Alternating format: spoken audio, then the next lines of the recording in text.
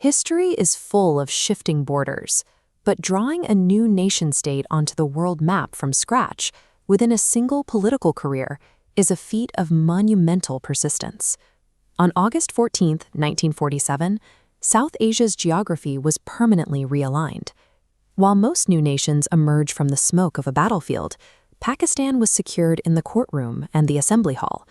Jinnah outmaneuvered the combined weight of the British imperial crown and the Indian National Congress to win this sovereignty. The singular architect of this historic achievement was a man named Muhammad Ali Jinnah. Yet Jinnah's early career suggests he was the least likely candidate for secession. For decades, he was the leading advocate for a unified Indian federation. What forced the British Empire's celebrated ambassador of Hindu-Muslim unity to decide that the only path forward was to become the architect of a separate state? Jinnah's philosophy took root in 19th century London. As a young barrister at Lincoln's Inn, he absorbed the mechanics of British liberal governance and parliamentary procedure. He operated with a strict belief in the power of the statute. He argued that reason and legal debate could build a single, massive democracy, where minority rights were protected by the letter of the law.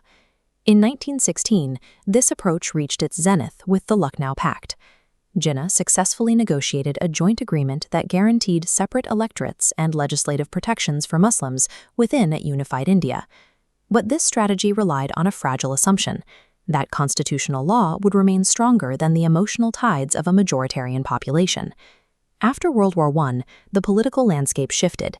The era of elite constitutional negotiations was overtaken by mass religious populism in the streets. The turning point came in 1928 with the Nehru Report.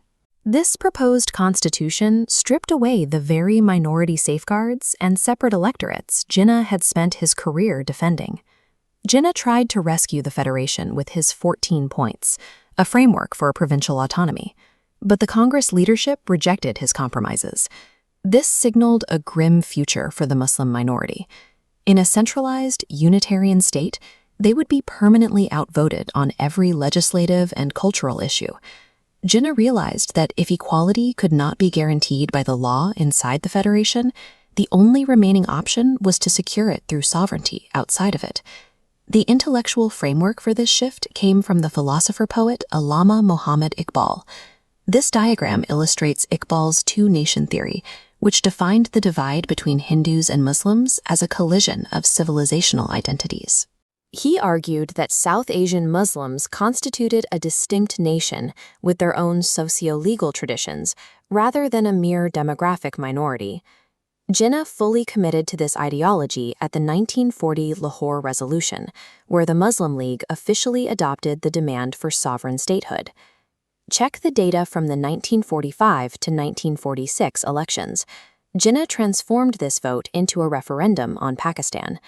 The Muslim League captured every single central Muslim seat, winning a total mandate for separation.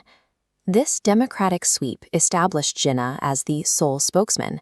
It rendered any future for a unified British India politically impossible.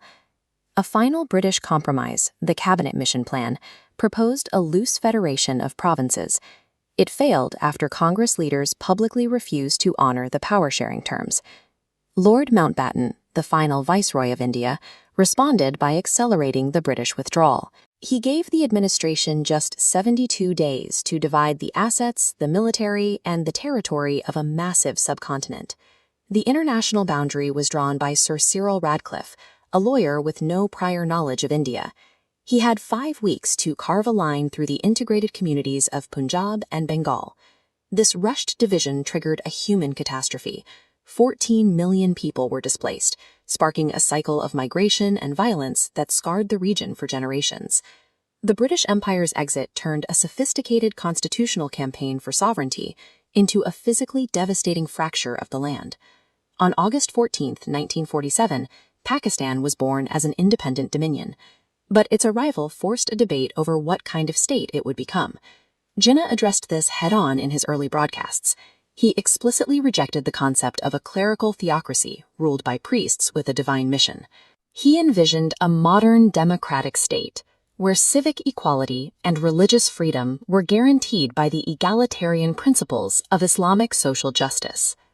Pakistan was not an accidental byproduct of a retreating empire. It was a deliberately engineered constitutional fortress, proving Jinnah's final realization that for a minority, true equality could only be secured through a state of their own.